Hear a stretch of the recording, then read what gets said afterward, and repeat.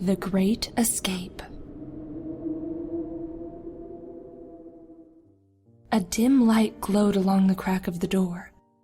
Where am I? How did I get here? The words did not escape my lips, but lay trapped in my throat, rumbling along my vocal cords and spilling out in a dull moan. Am I to remain trapped here?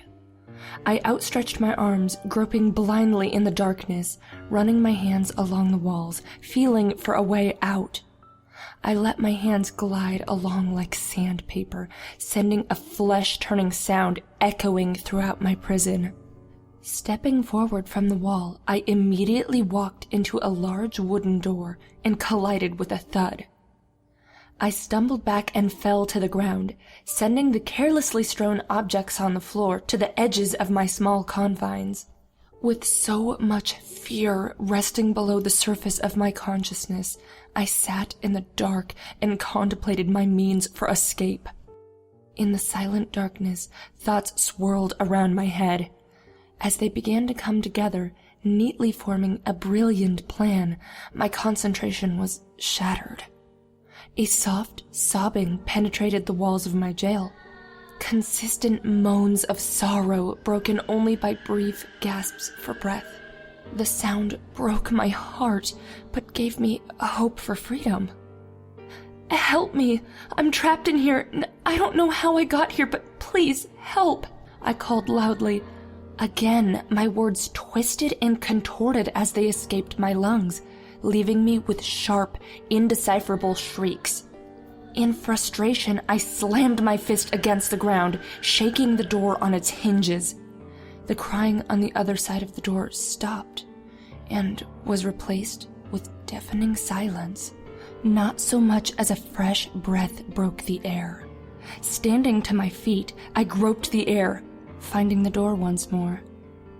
"This is the only way out," I muttered, my words forming a long, low moan.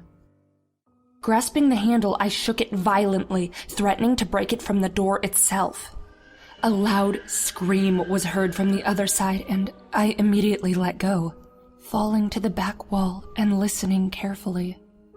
Within moments, a booming roar bellowed from the other side. It sounded hurt and angry. The screaming continued again, and the roar responded once more, growing louder before silencing. Its tone grew softer, creeping closer to my small room. I listened carefully as each step of this beast drew near. The doorknob began to turn, and I rapidly grasped at the small objects littering the floor, throwing them over myself in an attempt to hide. I peered out from my makeshift camouflage with but one eye. The door opened, and I glanced up, making certain I remained completely still. I saw the beast that had made such fearsome noises, and it sent my skin crawling. The beast was round of the head, but had flaps of flesh dangling from the side of its face. Its eyes were small and beady, and it had a beak that protruded from its head only but a short distance. I could see tendrils gripping the handle of the door and wrapping around the side of the doorway as it searched the room with eyes alone.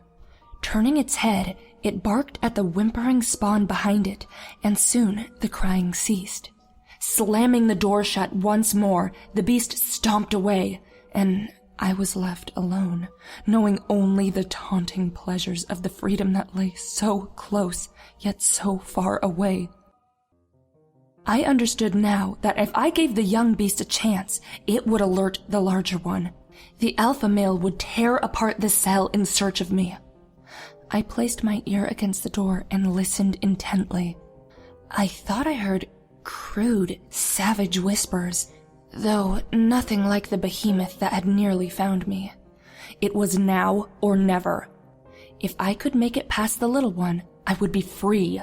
I felt a breeze of wind as a window cracked open. I slammed my shoulder into the door once, twice, 3 times, and tore through. The door fell to the side, and the little one shrieked again, alerting its protector.